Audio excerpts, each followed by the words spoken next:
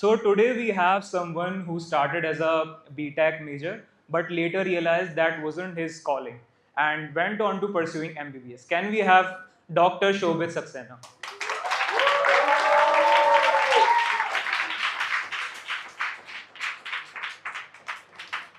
आदाब, नमस्कार। मेरा नाम शोभित सक्सेना है।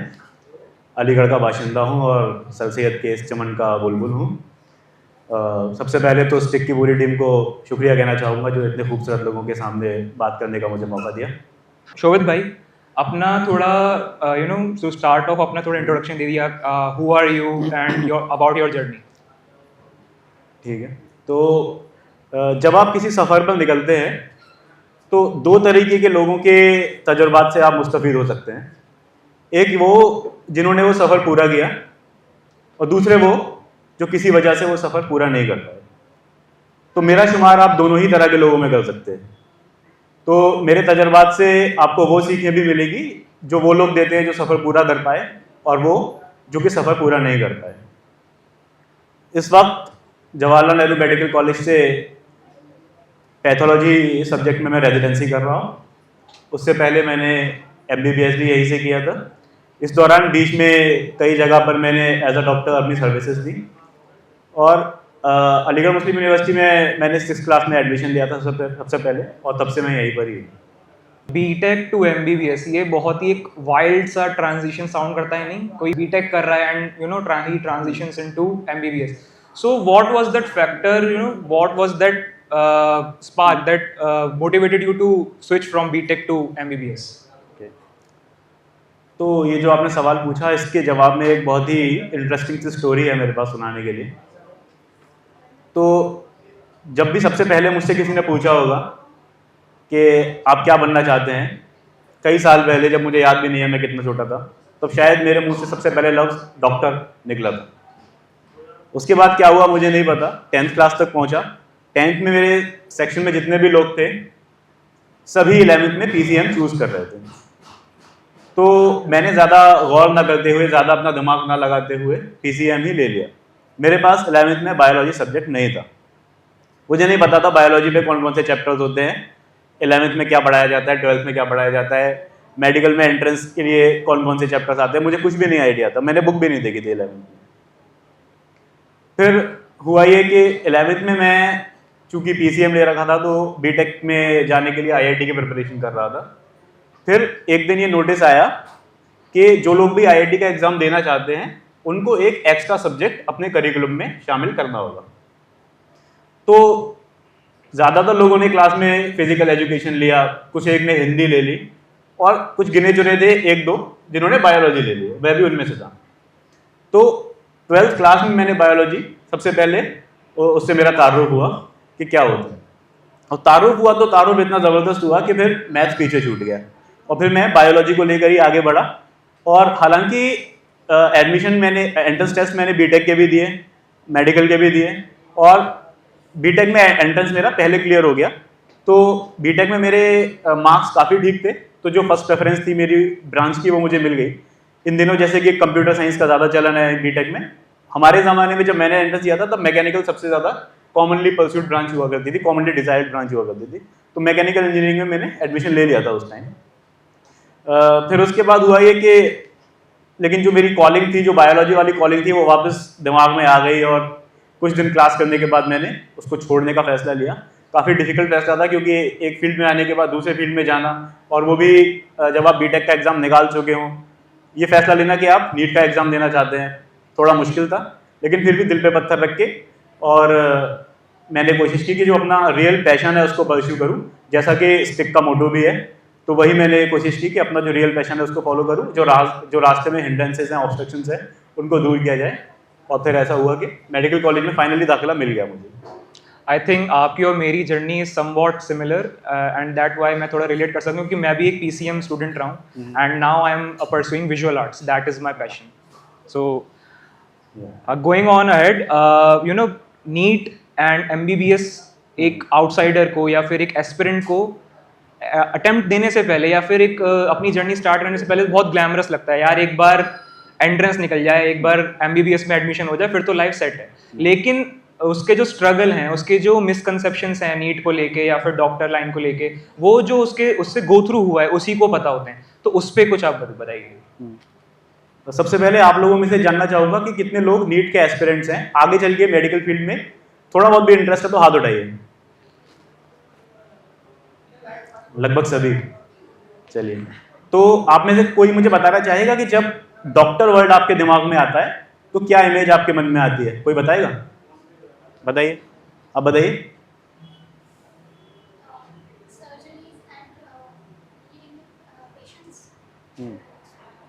ठीक है, ठीक है, आप बताइए।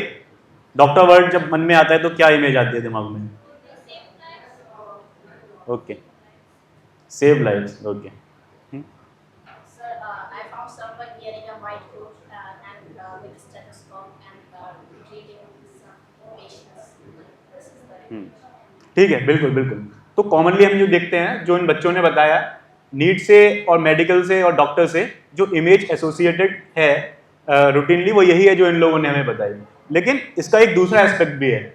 नीट क्लियर करने के बाद, एमबीबीएस से ग्रेजुएट होने के बाद इतने सारे करियर ऑप्शंस हैं जिनके बारे में अक्सर बच्चों को पता नहीं होता, बच्चों के पेरेंट्स को पता नहीं होता, और कोई ऐसा रास्ता भी नहीं है, कोई ऐसा सोर्स भी नहीं है, कोई ऐसा क्रेडिबल सोर्स नहीं है जो उनको इन सब के बारे में ऑनेस्ट और डिटेल्ड जानकारी दे सके।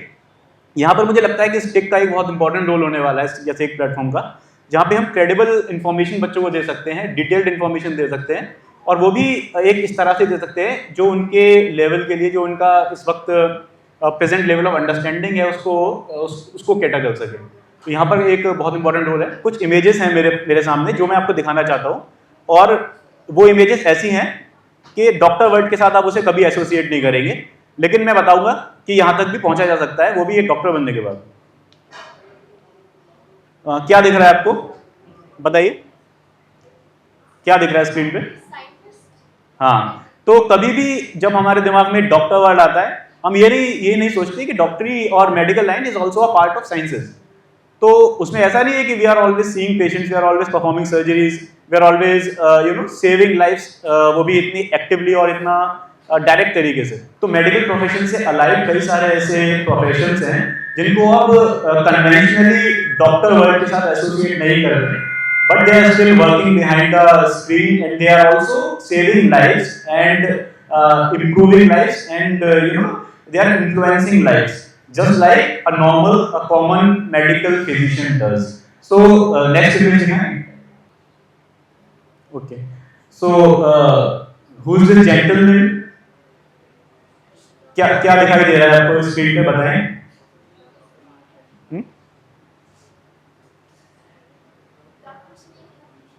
डॉक्टर सुनील खत्री, फोटो में आपको क्या दिखाई दे रहा है? Like, does he look like a doctor to you? हाँ, he looks more like a lawyer, ना? तो मेरा यहाँ पे इसको दिखाने का उद्देश्य ये है कि once you graduate MBBS, you can also shift your careers and you can build a career in the field of law. And how does that happen? तो ये जो मिस्टर डॉक्टर सुनील खत्री हैं, he is also a lawyer, but he specializes in medical legal cases. ठीक है? तो कई बार as a physician, as a medical doctor, as a practicing doctor, we face cases such as medical negligence. तो उनको fight करने के लिए और उन लोगों को रिप्रेजेंट करने के लिए कई बार हमको स्पेशलिस्ट लॉयर्स की जरूरत पड़ती होती है, जो कि मेडिकल लीगल केसेस में स्पेशलाइज करते हैं। तो यहाँ पर इसको दिखाने का सिर्फ ये उद्देश्य है मेरा कि ये जो कॉमनली फॉर्म इमेज है डॉक्टर की, इससे अपार्ट भी बहुत सारी चीजें हैं जो कि एक एमबीबीएस ग्रेजुएट कर सकता है। तो मतलब ये है इस बात का कि जो अब तक हमारे पास इंफॉर्मेशन पहुंच रही है, वो ऐसे सोर्सेज से पहुंच रही है जो कि हमको कंप्लीट इंफॉर्मेशन नहीं दे रहे हैं, या फिर किसी एक प्रोफेशन का सिर्फ एक एस्पेक्ट, जो कि एक बहुत ही छोटा एस्पेक्ट है, एक लिमिटेड एस्पेक्ट है, उसी को दिखा रहे हैं। उसके अलावा भी बहुत सारी चीजें हो रही हैं जो हमको पता नहीं, और हमको इसी के लिए, इसी ब्रिज को गैप करने के लिए, इसी गैप को ब्रिज करने के लिए हमको स्टिक कैसे प्लेटफॉर्म की यहाँ पर जरूरत होती है। Mental health issues are very serious now, आजकल बहुत कॉमन है, एंड उनके बारे में कुछ ऐसा बात नहीं करी जाती है। एंड हमारी जो previous generation like our parents, उनकी जो जनरेशन है उनको तो ये रियल भी नहीं लगता है। आई थिंक अब थोड़ा अवेयरनेस आ गई है, बट स्टिल अभी भी ये एक सॉर्ट ऑफ बहाने की तरह देखते हैं लोग इसको कि ये तो बहाने दे रहा है। तो इसको लेके आप कुछ बताइए। एंड ऐसी आपकी कोई स्टोरी है आई थिंक एक एमबीबीएस करते हुए आई थिंक मेंटल हेल्थ का होता ही होगा, मेंटल हेल्थ इशू होती होगी ड्यूरिंग योर एमबीबीएस। आपकी कोई ऐसी स्टोरी है जो आप शेयर कर सकते हैं? देखिए, सबसे पहले तो ये अवेयरनेस होना बहुत ज़रूरी है। प्रीवियस जनरेशन में ये अवेयरनेस नहीं थी कि different types of mental health issues exist, और हमको इस बात को रियलाइज करना और इस बात को एक्नॉलेज करना ज़रूरी है कि लाइफ के डिफरेंट फेजेस में हमको कभी ना कभी मेंटल हेल्थ इश्यूज का सामना करना पड़ सकता है। और इसमें कोई भी ऐसी बात नहीं है जो आप दूसरों से या अपने दोस्तों से छुपाएं या उसकी वजह से खुद को अंडर एस्टिमेट करने लगें। तो ऐसा कभी भी नहीं करना है। जब भी आपको लगता है कि you are facing some mental health issue, go and talk about it to your friends, to your parents, and seek medical advice if you require it. तो सबसे पहला स्टेप इसमें यही है कि एक्नॉलेज करना आना चाहिए। तो first step to treating something is to acknowledge the disease, ठीक है। प्रॉब्लम को सॉल्व करने से पहले उसको एक्नॉलेज करना जरूरी है, राइट। तो ये एक्नॉलेजमेंट ही सबसे पहले हमारी सोसाइटी में और डिफरेंट जनरेशंस में, ओवर द जनरेशंस, ये लैकिंग चीज रही है। But once you start acknowledging it, that's the first step towards solving it. MBBS करना एक एक चैलेंज है अपने आप में। एंड ड्यूरिंग दैट आप काफ़ी सारे ऐसी चीज़ों से फेस करोगे which can discourage you. And not even doing MBBS, उससे पहले भी like for in recent time we witness the NEET scam which happened last year. उससे क्या हुआ कि काफ़ी सारे बच्चों का एक साल बर्बाद हुआ। तो कैसे डिस्करेजमेंट को फेस किया जा सकता है? प्लीज। ठीक है, तो एमबीबीएस में आना और उसके लिए प्रिपेयर करना और उसके आगे की जो जर्नी है डेफिनेटली बहुत ज़्यादा चैलेंजिंग है। तो अगर आप इस जर्नी पर निकल रहे हैं तो सबसे इम्पॉर्टेंट चीज़ ये है कि आपको इस बात का इल्म होना चाहिए कि आगे किस किस तरह की चैलेंजेस आपको फेस करने पड़ सकते हैं, ठीक है। अगर आप इस बात से बिल्कुल ही बेखबर है कि आगे क्या होने वाला है, तो अगर आप एकदम से उनको सामना करेंगे आने के बाद, तो आप बहुत ज़्यादा डिस्करेज हो जाएंगे। तो इसलिए ज़रूरी है कि स्टिक जैसा एक प्लेटफॉर्म हो जो कि आपको ये बता सके कि अंदर दरअसल चल क्या रहा है। आपको अंदर जाने के बाद किस तरह की चैलेंजेस का, किस तरह की चुनौतियों का सामना करना पड़ेगा। ऐसा नहीं होना चाहिए कि हमको एक ग्लैमरस पिक्चर दिखाई जाए, जैसा कि हमारे पेरेंट्स और हमारे रिलेटिव्स अक्सर हमको दिखाते हैं कि एक बार ये कर लिया तो आगे लाइफ सेट है, कोई प्रॉब्लम नहीं, सब मस्त चलेगा। ऐसा नहीं होना चाहिए। एक अनबायस्ड ओपिनियन देने वाला प्लेटफॉर्म होना चाहिए, एक ऐसी जगह होनी चाहिए जहाँ पर स्टूडेंट्स जा सके और अनफिल्टर्ड उसको ओपिनियंस मिले कि दरअसल अंदर चल क्या रहा है, वो भी क्रेडिबल सोर्सेज के साथ। तो मुझे लगता है कि अगर आपको पहले से ही मालूम होगी ये चीज़ कि आगे क्या चैलेंजेस फेस करने हैं, तो you will be better prepared to deal with them. तो यही पहला स्टेप है इसको सॉल्व करने का। सेकंड चीज़ ये है कि जब भी इस तरह के स्टेप्स आते हैं, एक मेरा ओपिनियन ये है कि you have to look at the larger picture. छोटे मोटे इवेंट्स हुए, उसमें आपका 1 साल 1.5 साल बर्बाद हुआ, उसको लेके बैठने से बेहतर है कि आप लार्जर पिक्चर को देखें। आप ये देखिए कि आपकी आगे की जो 30 साल हैं उन पर इसका कितना असर पड़ने वाला है। तो कोई भी 1 साल के 1.5 साल के इवेंट का अपनी 30 साल की ज़िंदगी पर असर ना पड़ने दें, और हमेशा लार्जर पिक्चर को मन में रख के अपने स्टेप्स डिसाइड करें। So what would you say कि why is now the best time to pursue this career? And अगर आप इन बच्चों की पोजीशन पे होते, what would you have done if you started today? Okay, तो why is now the best time to enter this field? Actually, I think we are past the best time to enter this field. The best time to enter this field was probably 15-20 years ago. But still, it's a very good time to enter the field. ऐसा मैं इसलिए कहना चाह रहा हूँ क्योंकि इस वक्त भी जो पॉपुलेशन और डॉक्टर्स के बीच का जो ब्रिज है वो अभी भी बहुत बड़ा हुआ है ग्लोबल स्टैंडर्ड्स के हिसाब से। अभी भी हमको बहुत सारे डॉक्टर्स की ज़रूरत है। एक नैरेटिव अभी ये चल रहा है कि इंडिया में डॉक्टर्स के लिए जॉब्स की कमी है, ठीक है, I agree with it to some extent. But बात दरअसल ये है कि इंडिया में अभी भी डॉक्टर्स की बहुत ज़्यादा ज़रूरत है, न सिर्फ स्पेशलाइज्ड डॉक्टर्स की, बल्कि जो जनरल फिजिशियंस होते हैं, एमबीबीएस ग्रेजुएट्स होते हैं, उनकी भी बहुत ज़्यादा ज़रूरत है। बट अगर आप जॉब्स को गलत जगहों पर देखेंगे तो आपको ऐसा लगेगा कि सैचुरेशन आ गया है। बट आपको मेट्रो सिटीज से बाहर निकलना होगा, थोड़ा सा पेरिफेरी में जाके देखना होगा कि वो लोग अभी भी जर्राहों पर और जो क्वैक्स होते हैं उन पर बहुत ज़्यादा डिपेंडेंट है। एंड जो लोग जर्राही कर रहे हैं या क्वैकरी कर रहे हैं, they have build fortunes out of no knowledge. और अगर आप एक सर्टेन नॉलेज लेकर उस फील्ड में एंटर होते हैं तो डेफिनेटली आप तो कमाल ही कर सकते हैं। ये मैंने खुद देखा है और मेरा खुद का एक्सपीरियंस रहा है, क्योंकि मैंने पेरिफेरी में काम किया हुआ है after graduating MBBS, and I have seen कि वहाँ पर कितनी ज़्यादा डॉक्टर्स की अभी भी डर्थ है और कितनी ज़्यादा रिक्वायरमेंट है। And once you start serving them तो वो कितना आपको इज्जत देते हैं और कितना आपकी हौसला अफजाई करते हैं। तो definitely it's one of the good times to enter this field. इसके अलावा जो एक कारण इसका ये भी है कि जो डिफरेंट सुपर स्पेशलिटीज़ अभी इमर्ज हो रही हैं, तो उनमें जाने के लिए हमको टैलेंटेड यंगस्टर्स की ज़रूरत है जो कि उन टेरिटरीज को एक्सप्लोर कर चुके हैं। और जो चीज़ें पहले हो रखी है उनमें तो खैर थोड़ा बहुत सैचुरेशन आ ही गया है, but there are other fields जिनमें कि हमको ज़रूरत है कि टैलेंटेड लोग, पैशनेट लोग एंटर करें। इसलिए मुझे लगता है कि अगर आप पैशनेट हैं इस फील्ड को लेके तो आपको ज़रूर इसमें दाखिल होना चाहिए। तो after all these years, you know, इतनी सालों की कश्मोकश के बाद कौन सी ऐसी चीज़ थी विच यू कैन कॉल या like it is my paid of moment, इतनी मेहनत के बाद, you know? Okay, so before I answer that question, मैं ऑडियंस से एक और इंटरेक्शन करना चाहूँगा। आप में से कितने लोगों को लगता है you are passionate about medicine और you are passionate about medical field? Just raise your hands. Okay, आपको क्यों लगता है कि you are passionate? I love to serve people. मुझे क्योर करना बहुत अच्छा लगता है, दूसरों की हेल्प करना।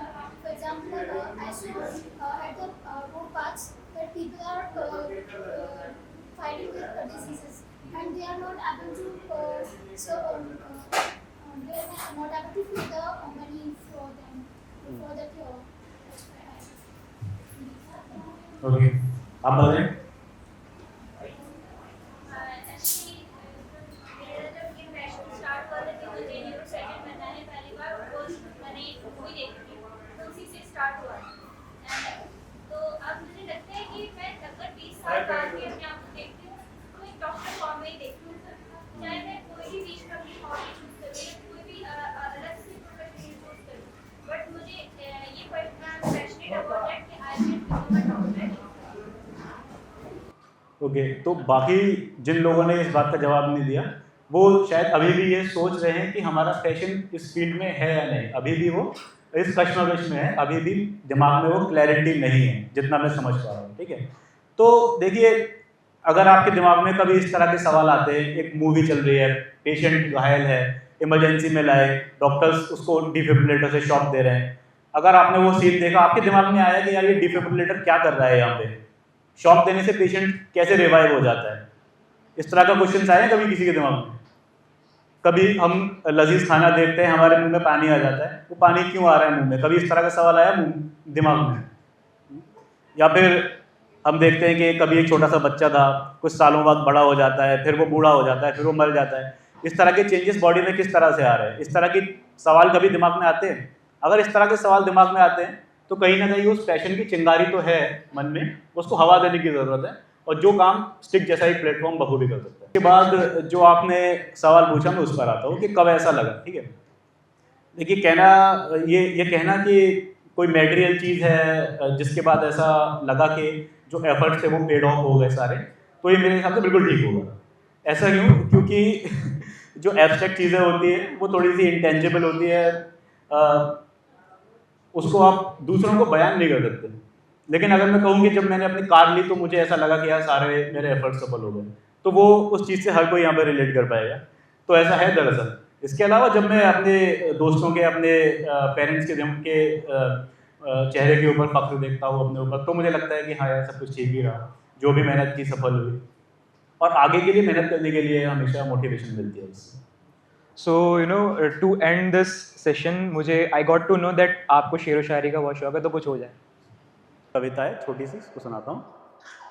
रात आधी खींच कर मेरी हथेली, एक उंगली से लिखा था प्यार तुमने, फासला था कुछ हमारे बिस्तरों में, और चारों ओर दुनिया सो रही थी। तारिकाएं ही गगन की जानती हैं, जो दशा दिल की तुम्हारे हो रही थी।